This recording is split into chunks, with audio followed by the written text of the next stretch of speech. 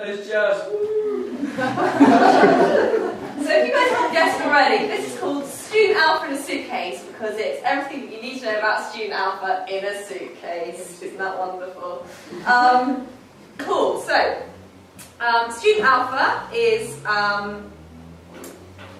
it's a 6 week, 7 week, 6 week. I don't even know what it is. It's a 7-week course, and it's kind of designed to, well, it is designed for to introduce people to the Christian faith.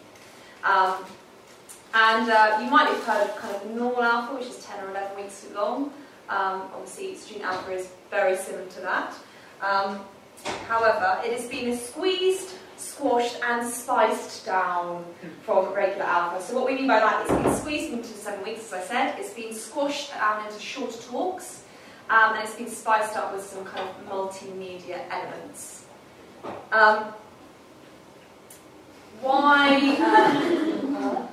Miriam's going to talk a bit about this a bit more later, and I'm sure you guys all have, hearts for reaching your friends and stuff. But just like really quickly, there's probably more than that now actually, 24 million students enrolled in higher education in the UK, and less than 1% of those are enrolled in the Christian groups at university. So there is so much scope for kind of reaching our friends.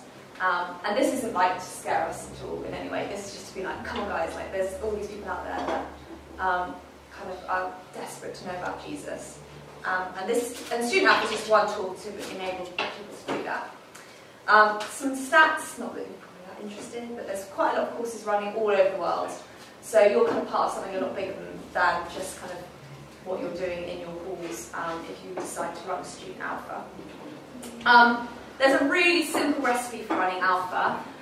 We've had people have done Student Alpha in all different contexts, and they can do it in all different ways, and that's absolutely fantastic. But kind of the key recipe to do it is that we have some fellowship, that there's then a talk, and then there's the small group.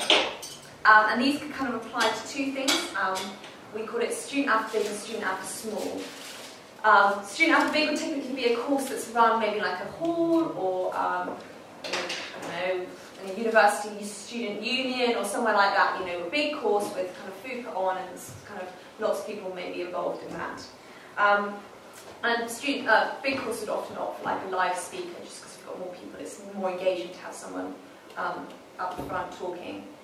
Or then there's Student Alpha Small, which is kind of something that's becoming a lot more popular, and we're seeing loads more students kind of getting involved with this. And it's just basically getting your friends around and having some food, putting on a talk, one of the talks, or someone just chatting about the topic that is kind of raised that week for Alpha, and then kind of getting around and discussing it with each other.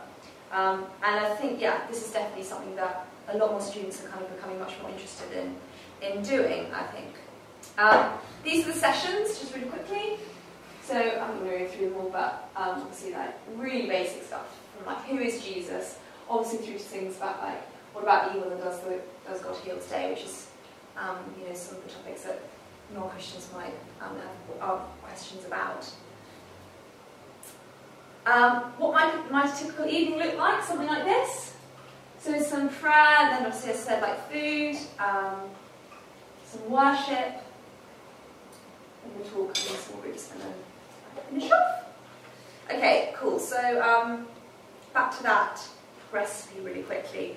The key thing with Alpha is building relationships. I'm sure like all of you are kind of, you've got your friends there, you want to share your faith with your friends, and so the best way to do that is obviously to build friendships with them.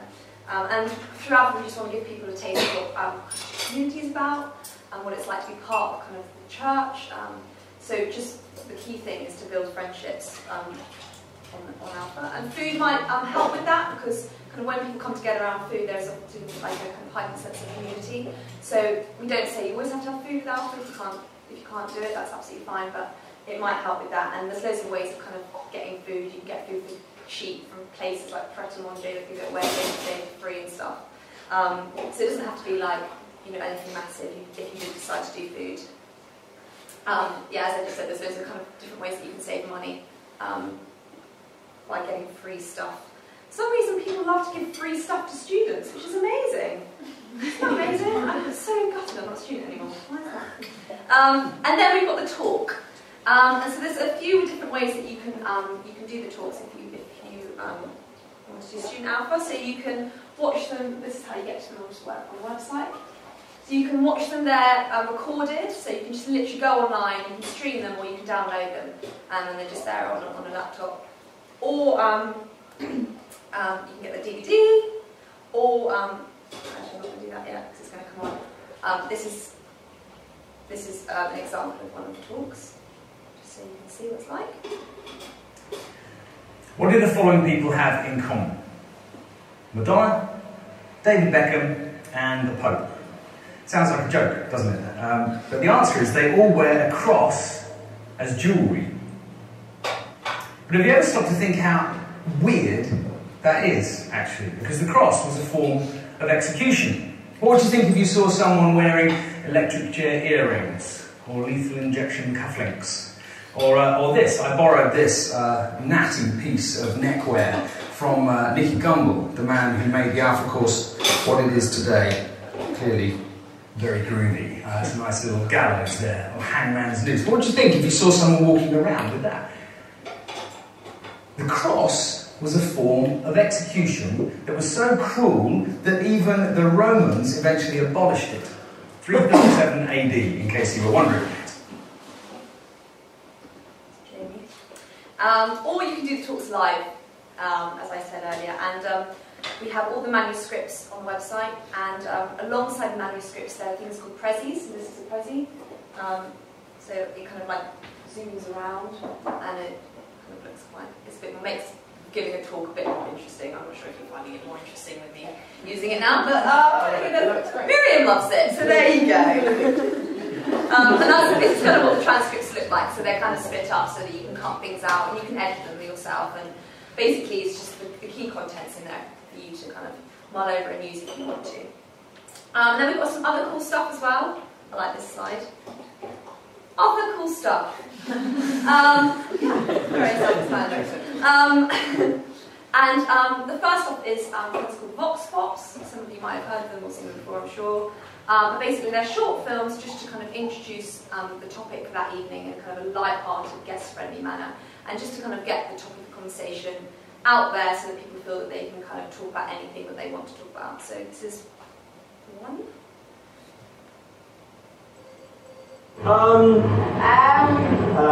That's a big question. I was an English student, so I've seen the ways that it's influenced pretty much everything that I studied. It's easy to look at it as one person or one slide space, one type of explanation of what things which has become popularised by history. It's like I don't want to read it too much because I know so many people have been influenced by it, and like in a negative way as well. I know quite a few people that have now gone a bit mental. I think it's a brilliant kind of metaphorical guide to how to live your life in certain ways. Well, of course, from the Bible will help you survive. Yeah. But it's sometimes quite hard to understand. There's so much good stuff that comes out, and I'm incredibly grateful that I was raised reading the Bible because it gives you a great moral sort of structure to build your life upon. I'm aware of some of the stories and the lessons we learned from it. Yeah, I did Sunday school and stories and things I still know now, but I've never actually sat down and read the whole thing all the way through. I don't think I ever will. Sure, there's guidelines somewhere in there, but all books are written by people, not people are fallible. So. It could be completely imagination, it could be real. I have no idea. I think a lot of people haven't read it, and maybe even a lot of people who claim to be Christian haven't really read it. I haven't read any of the Bible, sorry. You haven't? No.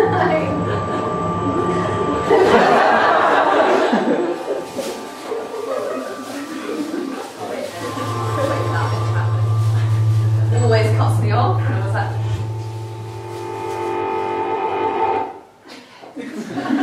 so stressful, love it. Gosh, cool. And then, I don't know why. And then we have these little animations, and basically in some of the talks that they do on Student Alpha, they're kind of stories that illustrate the points that people are making. And then we've got 4 different animations that you can use throughout the course, and this is one of them.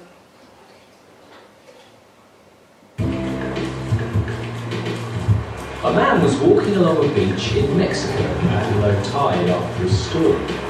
he saw that there were tens of thousands of starfish left stranded on the beach, dying in the heat of the sun. And off in the distance, the man saw a young boy who was picking up the starfish one at a time, going down to the sea and throwing it in. The boy then went back to get another one, picked it up, pulled it back to the water's edge, and threw it into the sea.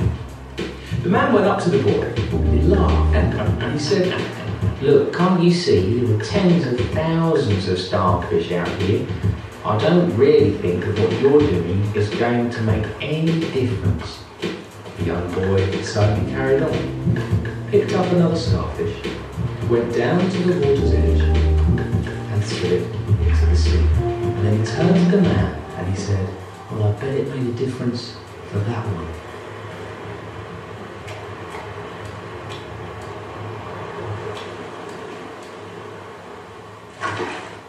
I like that plot.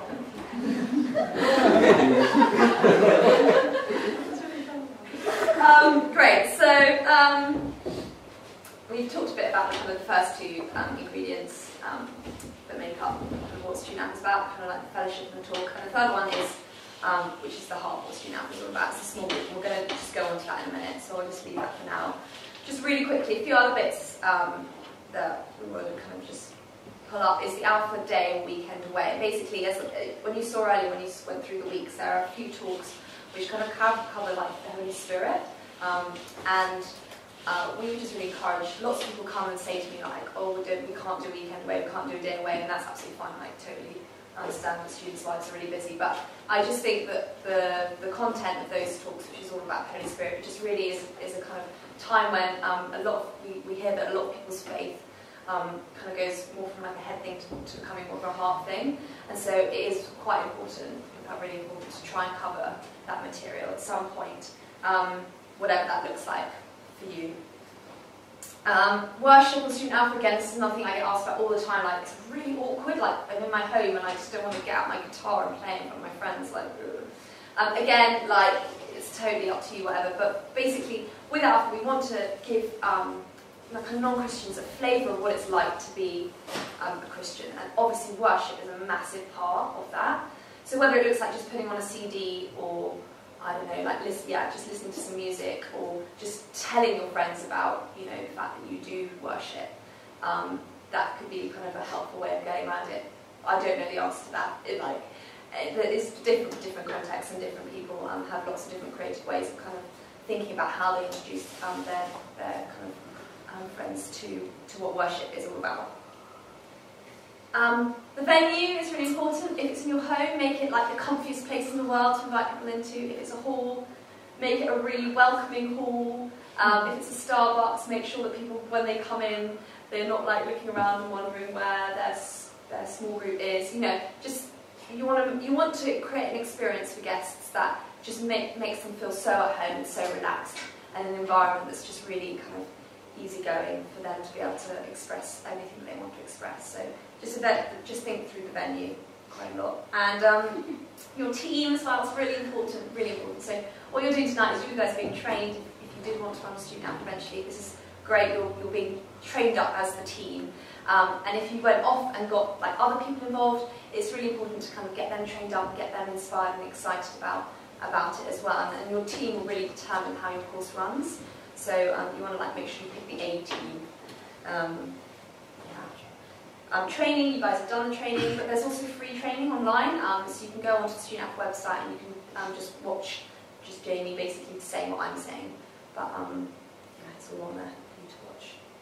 That's the website, and that's me, and I don't know why I put this photo up of myself, but I got a little tortoise in my hand, and I think it's quite nice. So that's my email address as well, if you want to email me. Don't have to. But I'm always here. This is my job. This is what I do, and I really enjoy doing it. So if you guys want any questions, ask me anything. That's absolutely fantastic. Cool. Now we're going to talk a bit about small groups now. But before we do, turn to the person next to you and discuss this question. If you were having some friends over for dinner, what would you want them to experience? Go. Okay, guys.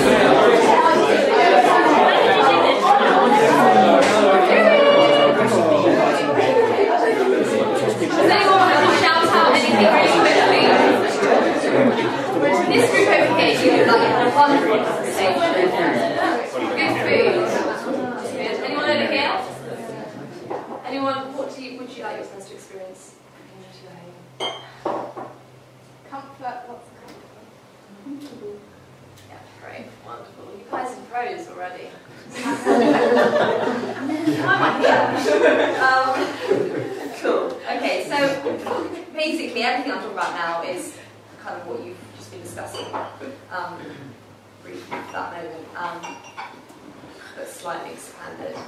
So basically, we're just going to quickly talk about small groups, and then we're going to have a go at doing a small group. So yeah, the heart of Student Alpha is the small group, as I mentioned. Why?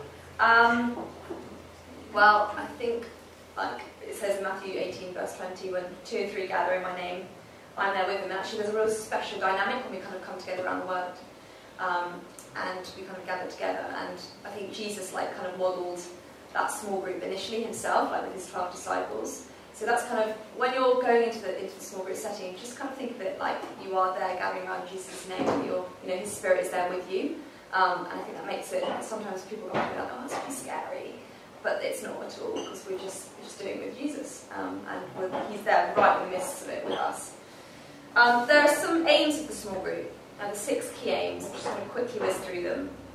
The first one is obviously to discuss what we've just heard in the talk.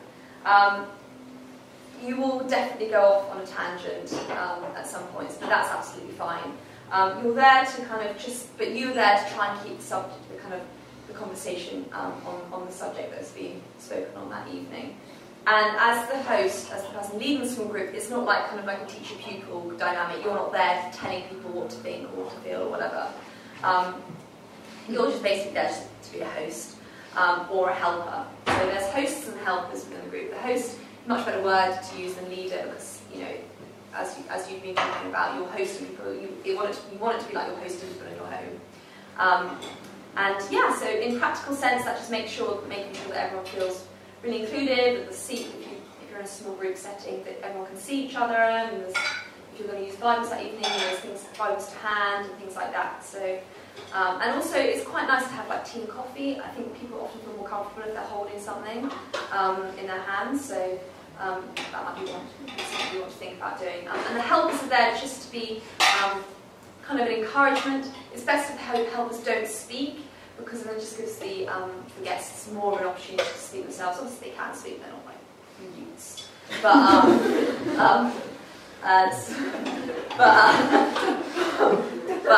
Yeah, so yeah, I'm going to move on.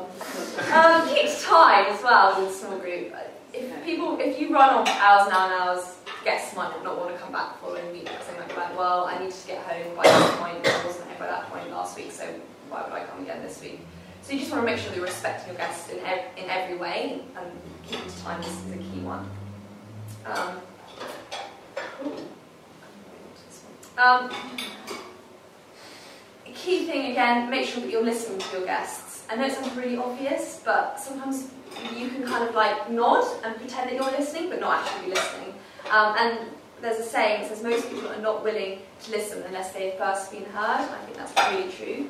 Often you'll find your guests won't want to actually listen to what's being said unless they do feel heard within a small group setting. And one thing that is guaranteed to kill the small group is if, as a leader, you speak all the time. You want to be asking questions like, what do you think and what do you feel in terms of the talk?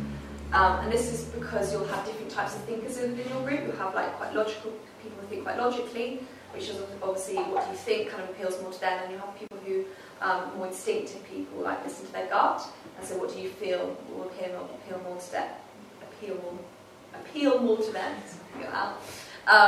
And avoid closed questions as well. Like, do you agree that Jesus is the Son of God?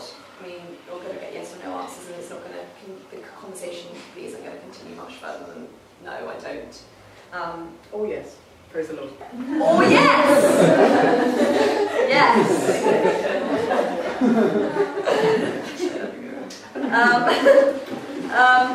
Yeah, and you're basically just looking for people to be honest, just be open, and that, whatever they say within that small group is valid. You don't want anyone going away being like, I wasn't listened to, and even if they did say something, that it wasn't responded to in a positive way. It's your first night. You've got your guests sat round looking at you. You're a bit nervous. How do you kind of start off the first week? I think the first week obviously is always the hardest because everyone's there for the first time and everyone's a bit nervous. So you want to obviously get to know people's names. Sometimes sticky labels help with that. It can be a bit cringe. I love it because I'm so bad with names. I did it for like 3 weeks. Get everyone to put a name tag on. And then an icebreaker is always fun to do. So something like if you're stuck on a desert island, what 3 things would you take? Sometimes the name game is quite fun to play. So if you go around and you say your name with a positive adjective that goes with its first name, first letters, your name, and then everyone has to repeat it as they go around the circle. That's just getting to know people's names. So kind of do something initially to kind of break the ice. And then what you want to do is you want to ask the person who you've spotted kind of before you've all sat down, is the person that really doesn't want to be there the most. And you want to start with them and you want to ask them, how did you come to be here tonight? If you start with the most negative person, that gives everyone else in the group permission to just be open and honest. If you start with someone who's like, I've been a Christian for 28 years and I'm here because whatever, then that's going to mean that everyone else might feel that they kind of have to be more Christian than they are. And then you might want to ask this question, if it turned out that God did exist, what would you ask? And this is quite an interesting question just to kind of put out there initially. You can get people's responses back. You can maybe get one of the helpers to write down the answers and just say to your guests, they're just writing down the answers, because actually it would be really interesting to look back at the end of the course and see if we've covered all of those topics, and if we haven't, then we can kind of readdress and stuff. It's just quite an interesting thing. And then, obviously, you want to ask, what did everyone think of the talk? And then you'll just get into the conversation. And then for each week after that, so after the first week, there's like host notes, which you can download off the website. And they have like different questions on it, which you can kind of look at beforehand and maybe have a think about maybe asking your guests. But you can just, you're all clever people, you're all students, you just kind of got to gauge where your guests are at and ask questions which draw out what was being said in the talk. So, this is Miriam's gloves here. So I'm just going to quickly demonstrate how a conversation should flow. This represents the conversation. And Miriam is a person in my small group. So I'm just going to chuck this to you. Please chuck it back to me. Yes, I can. Thank you so much. Okay. So I'm the small group leader, host, and this is how you obviously don't want a conversation to go. Do you like my hoodies? It's 14-year-old boys hoodie from H&M. So basically, you don't want a conversation in a small group to be between the host and one other person. It's boring. Everyone else is like, whatever, and you're controlling the conversation. Here is Tom. He's another guest from my small group. So if you pass back to me.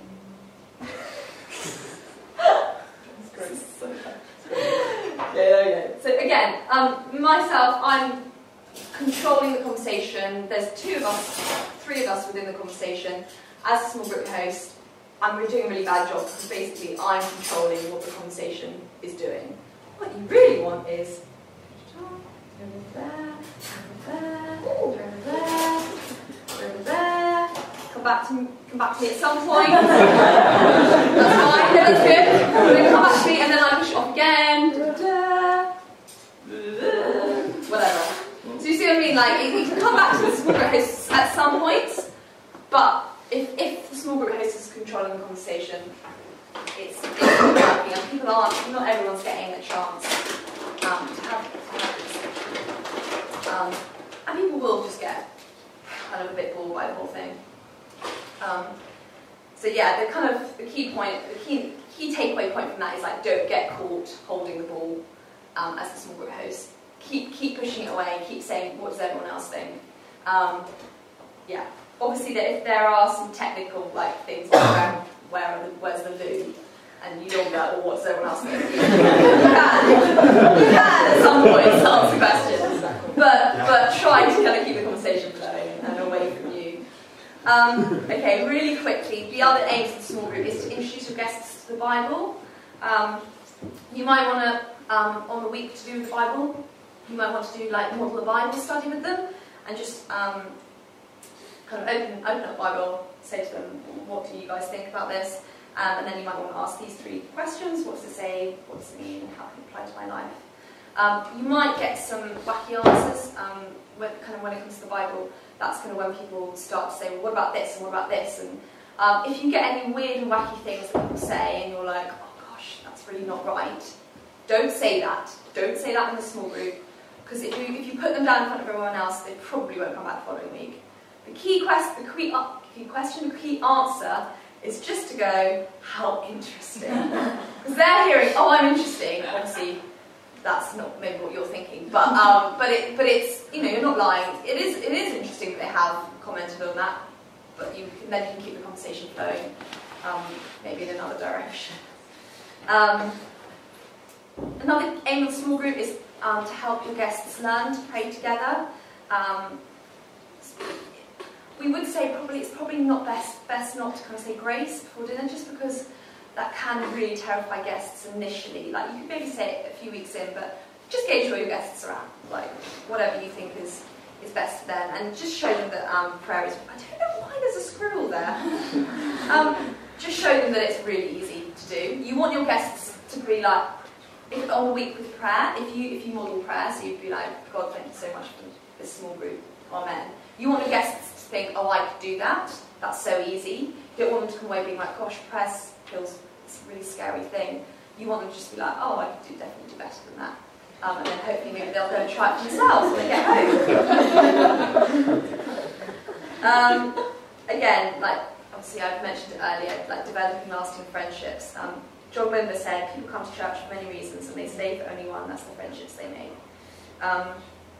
And the best small groups are the small groups where like the hosts and the helpers just throw themselves in to just making friends with the guests.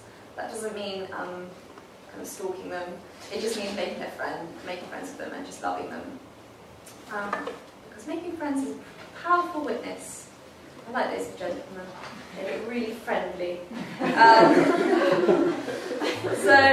Yeah, just a few things. Kind of, I mentioned these before, but just to go over them again. Like, please learn people's names. Become their friend, don't become their stalker. Don't add them on Facebook the first week in, because, I mean, if they want you to, that's fine. But you want guests to feel completely able to do whatever they want to do. If they want to come back the following week, that's great. If they don't, that's fine as well. You know, I'm on week three of Alpha at the moment, and like a whole load of my small group came to church with me at the weekend because they wanted to, and I was like, great, you want to come, that's fine. But I hadn't pushed that at all. It was totally them, and that's fantastic. They all want to come, so that's great. Be an encourager. This is the biggest thing. Like, in society, like, we live in a society which doesn't often encourage people, and so by encouraging our guests, you know, who they are and what you see in them, is really countercultural. So, like, do it. It's really cool to see, actually. Take the long view with them. We're not in this to make converts. We're in this to make disciples, and we might just be planting the first seed in their journey of faith. So that's fantastic. And then kind of final point or aim of the small group is to help your guests kind of learn to minister to each other. And on the weekend away, there's an opportunity for prayer ministry. And there's also, if you go on the website, there is a whole training session on prayer ministry on Student Alpha. And if you've never prayed for people who are coming to faith before, you might want to go online and watch that. I don't know. Go and talk to Tom. I'm sure he'll be able to help. Great. So, oh yeah, and just finally as well, it's really exciting to see how some of your guests can kind of start off as guests, but in the future they become like helpers on the next course, and then they become like hosts on the course after that.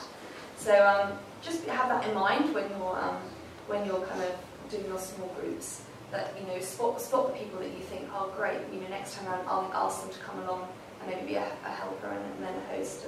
And as you know, Alpha is a really amazing tool for discipleship in that way as well. Cool. So those are the 6 aims of the small group. And now I'm just going to do like a brief kind of. Some of you have done this loads of times before, but it's quite fun anyway. So I'm going to give you an envelope, and you just need to pretend that it's week 1, who is Jesus. I'm sure you've all had lots of talks on who is Jesus in your lives. And we just want you to get into small groups. So I think if we do, how many of us are there? Okay, maybe I'll just count. Maybe we do 3 small groups. So like 1, 2, 3. And then I'm just going to give you an envelope, and in the envelope there are different characters. So you will take on the role of a type of guest. And we'll just spend 10 minutes just doing it. The host is allowed to reveal that they are the host, because obviously they'll need to leave the group. But no one else reveal who you are. And then at the end you can tell each other who you are. So do you want to just get into circles? You guys do a circle there, you guys do a circle there, and you guys do it, and I'll bring around at the end. So we get genuinely guests.